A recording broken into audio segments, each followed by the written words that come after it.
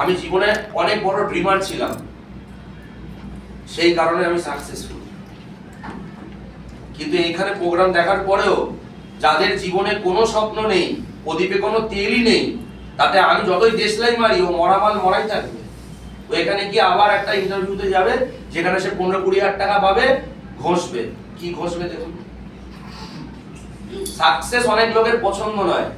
ওই কোন একটা প্রাণী আছে না, পেটের ঘি সহ্য হয় না, এরকম অনেক লোক আছে যাদের সাকসেস পছন্দ হয় না। আমার ফিক্স স্যালারি লাগবে, ফিক্স স্যালারি হলে আমি খুব ভালো। হ্যাঁ, ফিক্স স্যালারি হয় তুমি রোজ রোজ কিনতে যদি নাও পারো, ধুতে অন্তত পারবে। কি ছোঁয়াতে পাবে, তাতেই আমার চলবে। তো কিছু কিছু লোক থাকে যাদের লাইফে বড় ড্রিম থাকে না, টিএনস তাদের জন্য একদমই নয়। ভুল করে জয়েন করবেন না, আপনার পায়ে পড়ি। আমি কোনো গাধা আমার টিমে চাই না, আমি বাঘের বাচ্চা চাই।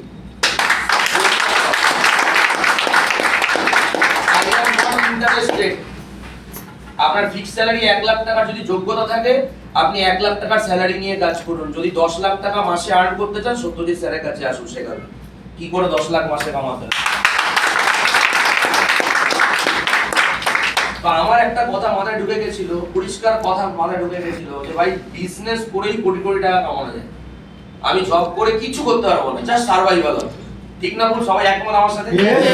আমি বুঝে গেছি। আমি ওই জন্যই ভেবেছি এবার টিএস যদি আমি করি, আমার এই বিজনেসটা কি আদৌ চলবে? আমাকে তো অনেক কিছু ভাবতে হবে। কত দামি জব করছি, লোক ওরকম জব পায় না, তা আমি যে জবটাকে ছাড়বো আমাকে তো বুঝতে হবে। তো আমি স্ট্রেট চিন্তা ভাবনা করলাম যে আমার বিজনেসের প্রোডাক্ট তো ইউনিক।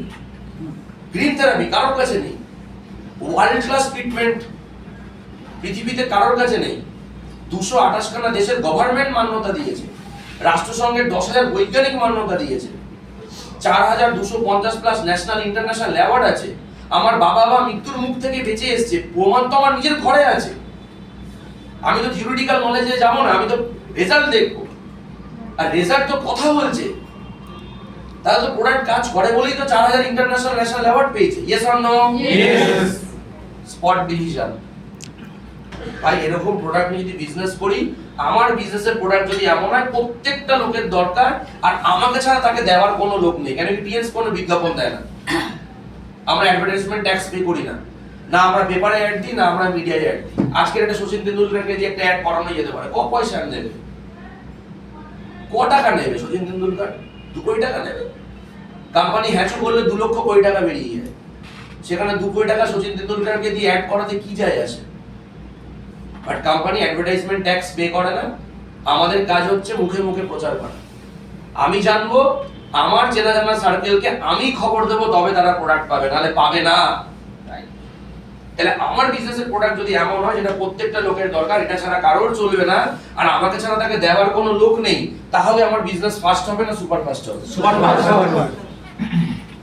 একটু মন দিয়ে শুনুন, আপনার লাইফের সবথেকে ইম্পর্টেন্ট টাইম চলছে। এখন যদি মন বিচলিত করে বাইরের দিকে করে দেন, আপনার লাইফ আপনি নিচে গলা টিপে মেরে দেবেন।